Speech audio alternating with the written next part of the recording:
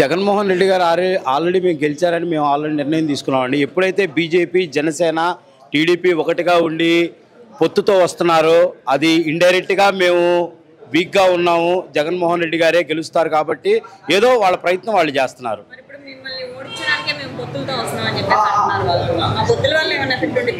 ఎలాంటి ఎఫెక్ట్ ఉండదమ్మా.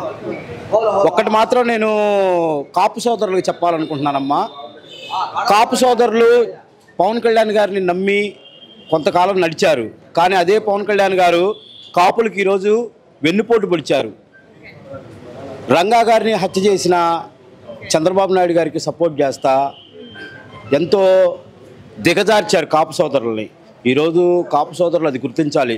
ఈరోజు గుంటూరు జిల్లాలో గుంటూరు జిల్లాలో ఈరోజు ఎంపీ అభ్యర్థి ఒక కాపు, ఎమ్మెల్యే అభ్యర్థులు ఎంతమంది కాపులు ఉన్నారు.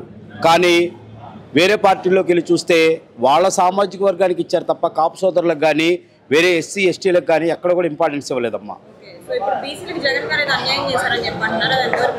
అది ఏమన్యాయం చేశారమ్మా? నిజంగా బీసీలకు అన్యాయం చేసింది చంద్రబాబు నాయుడు గారు.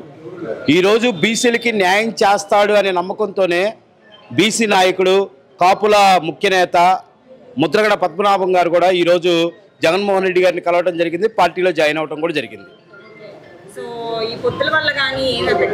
ఎలాంటి ఎఫెక్ట్ ఉండదు. ఇంకా మాకు గ్రాఫ్ పెరిగిపోయింది.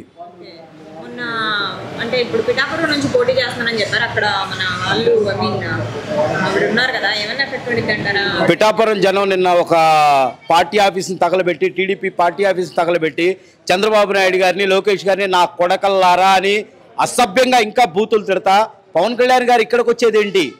ఆయనకి ఇచ్చిన భీమవరంలో గాజువాకలో ఊడిపోయి ఇక్కడ ఏం పీకుదామని వస్తున్నాడని చెప్పేసి అక్కడ జనం ఇంకా ఎక్కువగా తిడుతున్నారు. అక్కడన్నా కానీ కొంతవరకు ఆయనకి డిపాజిట్లు వచ్చినాయి. పిఠాపురంలో ఆ డిపాజిట్లు కూడా రావని మేము అనుకుంటున్నాం అమ్మా. ఎలాంటి ఎఫెక్ట్ ఉండదు. 175 ఆఫ్ 175. సీఎం అవటం అనేది ఆల్రెడీ జరిగిపోయిందమ్మా 2024.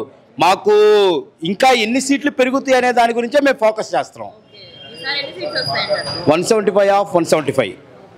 కుప్పంలో కూడా చంద్రబాబు నాయుడు గారు ఓడిపోతున్నారు. అది మాత్రం అమ్మా.